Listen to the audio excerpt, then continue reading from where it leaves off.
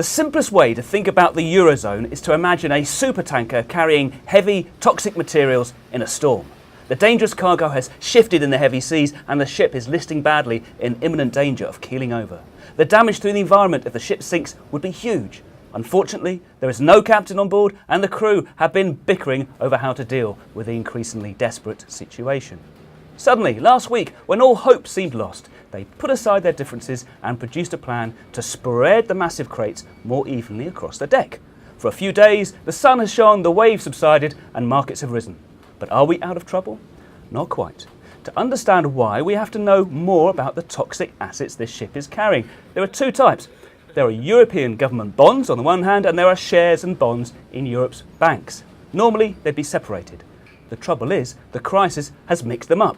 This is because a credit binge left both governments and the banks dangerously overstretched. Countries such as Portugal, Ireland, Greece and Spain, the so-called pigs, but also Italy and France, have borrowed too much. Meanwhile, the banks in Europe lent too much. Fearful that the pigs would not repay all the money they'd borrowed, investors sold the government bonds. This is bad news for governments, which have to pay a lot more interest to service their debts as a result. This places a heavy burden on their economies, many of which are weak or in recession already. The falling price of government bonds is bad news for the banks too, because they are big holders of these bonds. Many banks are weak because they lent too much money to people and the value of their bonds and shares has slumped too. The last thing they need is a fall in government bonds, leaving a gaping hole in their balance sheets. The nub of this crisis is that governments and banks have become locked in a deathly embrace that could see them both sinking and drowning. There is a nasty paradox in which banks need government bailouts because of the slump in government bonds. Only governments can't afford to bail out the banks because it will add to their sky-high debts. Bailing out the banks would weaken government bonds further, worsening the banks' perilous position. This was the dangerous spiral Spain faced recently. It was offered €100 billion to recapitalise its banks, but this was no good because it simply added to its debts and its bonds were sold off again. All this is dangerous for our eurozone supertanker because the most effective way Spain and Greece could cut their debts would be to abandon ship and leave the euro altogether. This would cause a tidal wave on financial markets that could swamp the boat. But it would help the countries avoid decades of miserable austerity.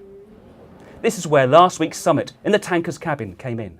Quite unexpectedly, the politicians came up with 3 solutions to the problems piling up around them. They agreed that the bailout funds set up to deal with the crisis could buy government bonds. This would help reduce Spain's cost of borrowing and would not be accompanied by more demands for spending cuts and tax increases. Secondly, the bailout funds could directly help any banks in trouble without having to involve their governments.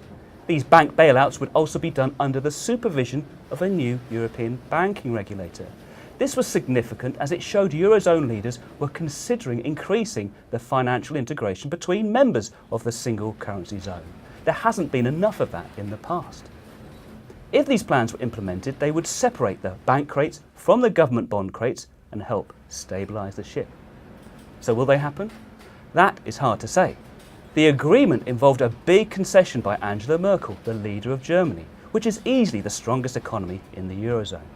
Germans are worried that they will end up writing a massive cheque for all these bailouts, which may well be the case because the bailout funds are nowhere near big enough to deal with everything that might be thrown at them.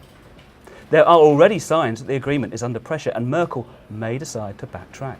That would be very bad news for all Europeans.